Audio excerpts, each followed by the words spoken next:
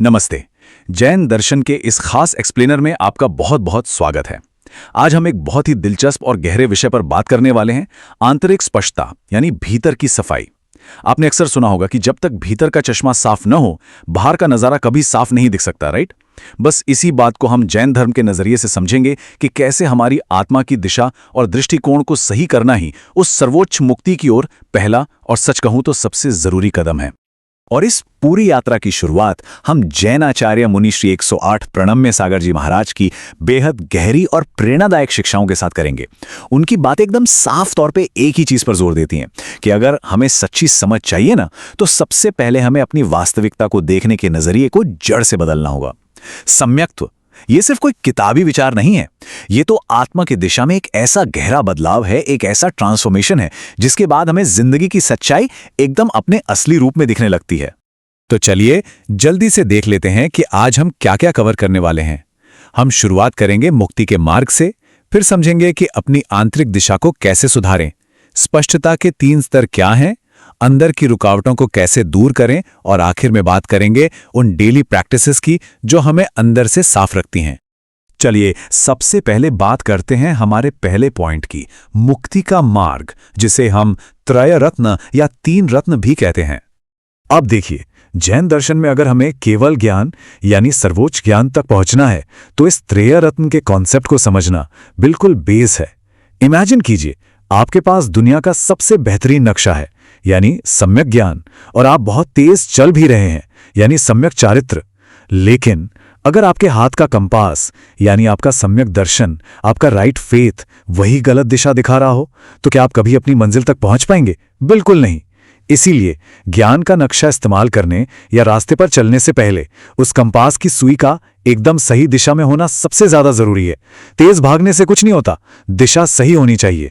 तो अब सवाल यह है कि इस आंतरिक दिशा को सुधारा कैसे जाए। आइए वास्तविकता के इस चश्मे को थोड़ा और करीब से समझते हैं। आप मोहनीय कर्म को, खासकर दर्शन मोहनीय कर्म को, एक बहुत ही गंदे चश्मे की तरह समझिए। अब जब तक ये गंदा चश्मा हमारी आंखों पर है ना, हमें लगेगा कि ये पूरी दुनिया ही खराब और धुंधली है। हम बाहर शिकायत करते रहेंगे। लेकिन सम्यक्त्व क्या है? सम्यक्त्व वो आध्यात्मिक जागृति है, वो अचानक होने वाला एहसास है जहां हमें एकदम से समझ आता है कि भाई गंदगी बाहर दुनिया में नहीं है, गंदगी तो मेरे खुद के लेंस पर लगी है। एक बार ये समझ आ गया तो फिर हमारी आत्मा इन बाहरी कुछ पल की चीजों को हमेशा रहने वाली चीजें मानना छोड़ देती है और सच को बिल्कुल वैसे ही देखने लगती है जैसा वो असल में है। खैर, अब आगे बढ़ते हैं अपने तीसरे हिस्से की तरफ। मान लीजिए कि हमने वो कीचड़ साफ करना शुरू कर दिया, तो इसके 3 अलग अलग स्तर होते हैं। चलिए देखते हैं। हमारे अंदर के इस भ्रम या गंदगी के साथ 3 चीजें हो सकती हैं। बहुत ही सिंपल तरीके से समझते हैं, ध्यान से सुनिएगा। या तो इस गंदगी को दबाया जा सकता है, या आधा अधूरा हटाया जा सकता है, या फिर हमेशा के लिए जड़ से मिटाया जा सकता है। पहला है उपशम। ये ऐसा है जैसे गंदे पानी में कीचड़ बस नीचे बैठ गया हो। पानी ऊपर से एकदम साफ दिख रहा है, लेकिन कीचड़ अभी भी अंदर ही है। दूसरा है क्षयोपशम, जहां आपका चश्मा थोड़ा साफ तो हुआ है, लेकिन कुछ दाग अभी भी बाकी हैं।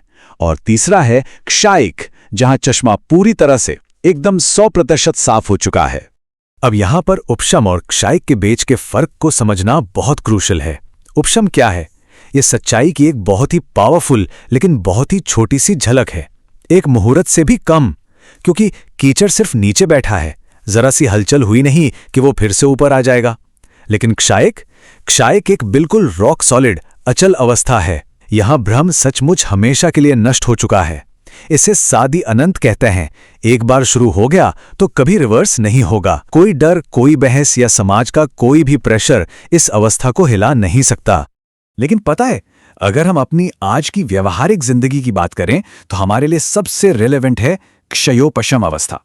इसमें क्या होता है कि आपका विश्वास सच्चा तो है, आपकी दिशा सही है, लेकिन इसमें अभी भी हल्की सी अस्थिरता हो सकती है जिसे चल कहते हैं, या कोई हल्की सी अशुद्धि हो सकती है जिसे मलिन कहा जाता है। इसलिए इसे बहुत ही प्यार और सावधानी से नर्चर करना पड़ता है, ताकि रोजमर्रा की जो टेंशन्स और परेशानियां आती है ना, उनमें हमारा विश्वास कहीं डगमगा ना जाए। तो फिर इस विश्वास को डगमगाता कौन है? चलिए अपने चौथे पॉइंट पर आते हैं। उन आंतरिक बाधाओं को समझते हैं जिन्हें हम 4 अनंतानुबंधी कषाय कहते हैं।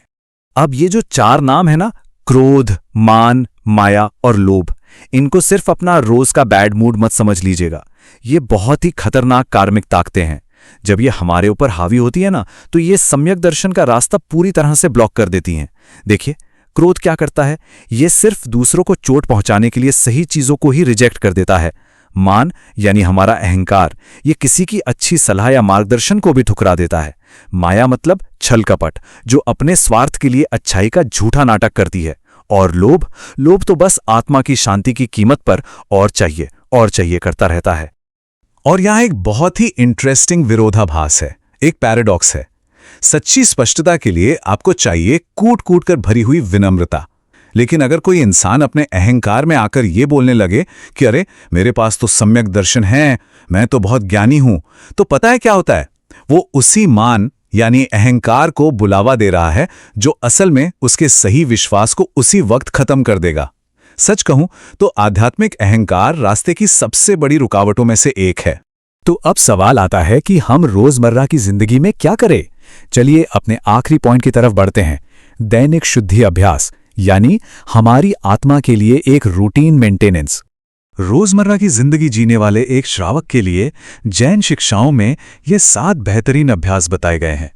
ये समझ लीजिए कि यह हमारी आत्मा की एक मेंटेनेंस टूलकिट है।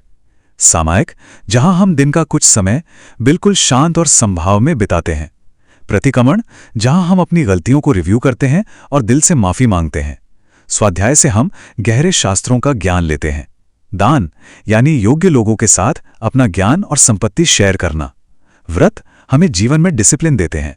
पूजा के जरिए हम मुक्त आत्माओं के गुणों की रिस्पेक्ट करते हैं। और तब यह हमारी बाहरी और अंदरूनी इच्छाओं को कंट्रोल करता है। ये 7 चीजें मिलकर उस सम्यक्त को, उस सही दिशा को हमेशा प्रोटेक्ट करके रखती हैं। और इस पूरे एक्सप्लेनर का सबसे बड़ा टेकअवे यही है, इन सब चीजों को सम्यक्त्व के लेंस से देखना बहुत जरूरी है। देखिए, अगर आपके पास सम्यक दर्शन नहीं है ना, तो ये सारे रीति रिवाज, ये सारे अनुष्ठान बस एक रूटीन बनकर रह जाएंगे, मशीन की तरह। बस कर रहे हैं क्योंकि सब कर रहे हैं। लेकिन जैसे ही आपके भीतर की दिशा साफ होती है, सम्यक दर्शन आता है, तो यही रोज के छोटे छोटे काम हमारे कर्मों को शुद्ध करने और हमें अंदर से जगाने के सबसे पावरफुल टूल्स बन जाते हैं। सब कुछ बदल जाता है। तो ये सब समझने के बाद मैं आपको एक बहुत ही गहरे सवाल के साथ छोड़कर जाना चाहता हूं। जब हम अपनी लाइफ के डेली फैसले लेते हैं, जो भी एक्शंस करते हैं, उन्हें देखकर सोचिएगा, क्या सच में हमारा वो भीतरी कंपास सही दिशा में है, या फिर क्या ये सिर्फ हमारे भ्रम का वो गंदा पानी है जिसमें कीचड़ थोड़ी देर के लिए नीचे बैठ गया है और बस अगली हलचल में दोबारा ऊपर आने का इंतजार कर रहा है। एक बार इस बारे में जरूर सोचिएगा। इस एक्सप्लेनर में मेरे साथ जुड़ने के लिए आपका बहुत बहुत धन्यवाद।